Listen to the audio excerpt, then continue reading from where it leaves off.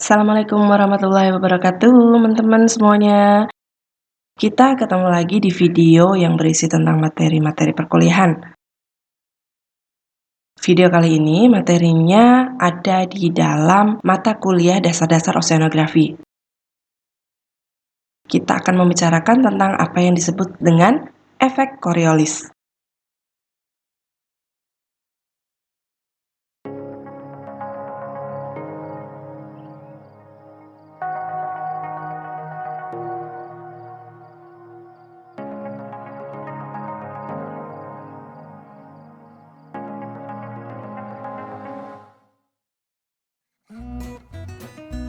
Jadi di sini ada sebuah lingkaran dengan titik tengahnya terlihat di sana ya.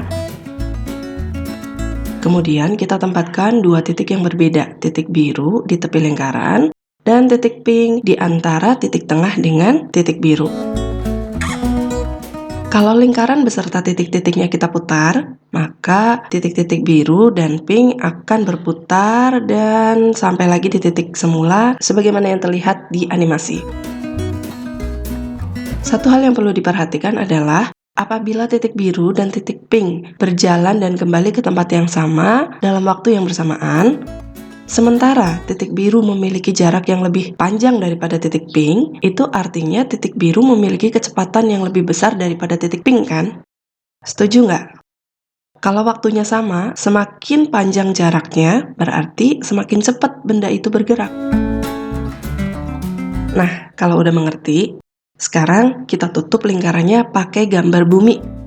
Ini adalah gambar bumi dengan gambar kutub utara yang dikelilingi benua-benua yang dihuni oleh manusia. Manusia yang tinggal di Cina yang di lintang tinggi, kita ibaratkan sebagai titik pink yang tadi.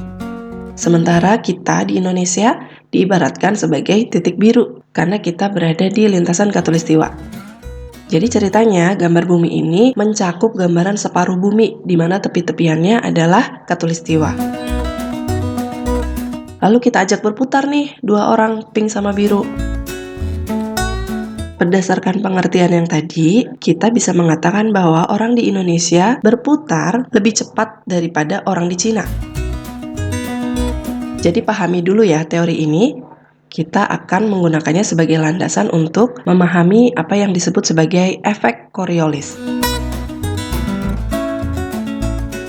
Oke guys, sekarang kita udah tahu ya bahwa angin itu atau udara bergerak dengan kecepatan yang berbeda-beda tergantung dari lintangnya. Kalau di lintang tinggi lebih lambat daripada di lintang rendah atau di ekuator.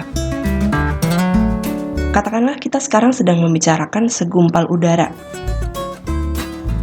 Udara ini ada di ekuator, lalu tiba-tiba ada yang mendorongnya naik ke lintang tinggi, ke arah atas. Ada yang mendorong udara itu ke arah atas. Apakah udara itu akan pindah ke daerah yang tepat di atasnya?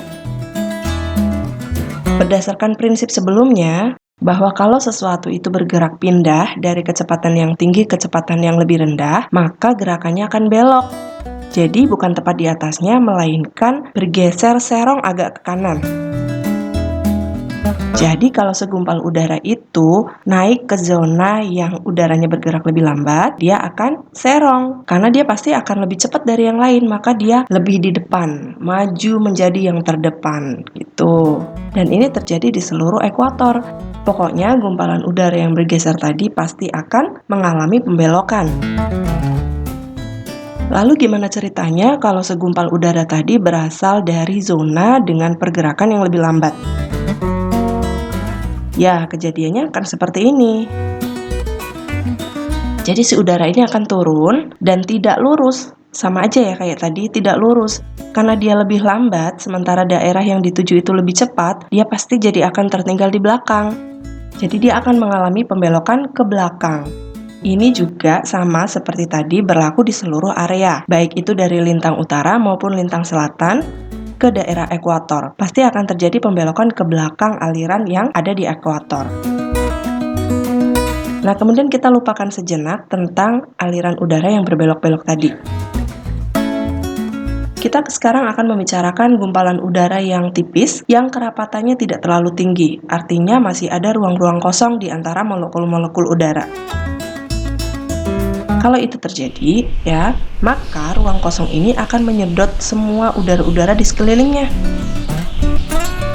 Kalau udara itu berasal dari ekuator menuju ke atas, maka dia akan dibelokkan ke kanan.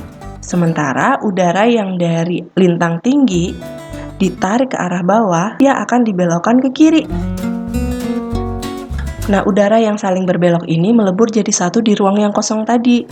Karena kekuatannya adalah kekuatan hisapan, artinya ruang kosong tadi menghisap, maka dia kekuatannya cukup besar ya. Maka terjadi pusaran udara, berkebalikan dari arah jarum jam, seperti ini.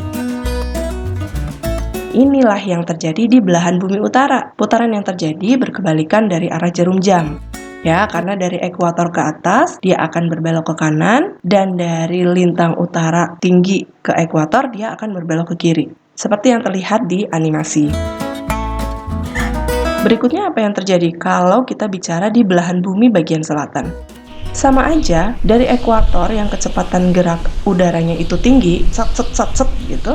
Kalau mau bergeser ke yang aliran udaranya itu bergerak lambat, maka dia akan bergeser ke kanan.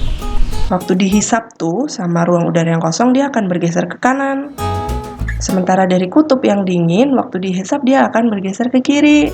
Pertemuan-pertemuan ini menyebabkan pusaran udara yang searah jarum jam kalau di bagian bumi selatan. Jadi penampakannya adalah pusaran udara yang bergerak searah jarum jam. Kalau misal kalian tinggal di luar angkasa dan bisa melihat ke bumi, kalian akan bisa melihat pusarannya itu berputar ke arah kanan. Pusaran-pusaran ini adalah apa yang disebut sebagai efek Coriolis. Lah, kok bicara angin sih? Kok bicara udara sih? Kita kan konsentrasinya di oseanografi, kenapa kita bicara tentang pusaran udara? Ya, tentu saja ini ada hubungannya, karena angin akan selalu berhubungan dengan arus permukaan laut. Gerakan udara di atas laut akan menentukan air laut dibawa kemana. Di video yang lain kita akan membicarakan tentang spiral Ekman. Nah, spiral Ekman ini erat kaitannya dengan efek Coriolis. Kalau gitu sampai jumpa di video yang lain. Wassalamualaikum warahmatullahi wabarakatuh.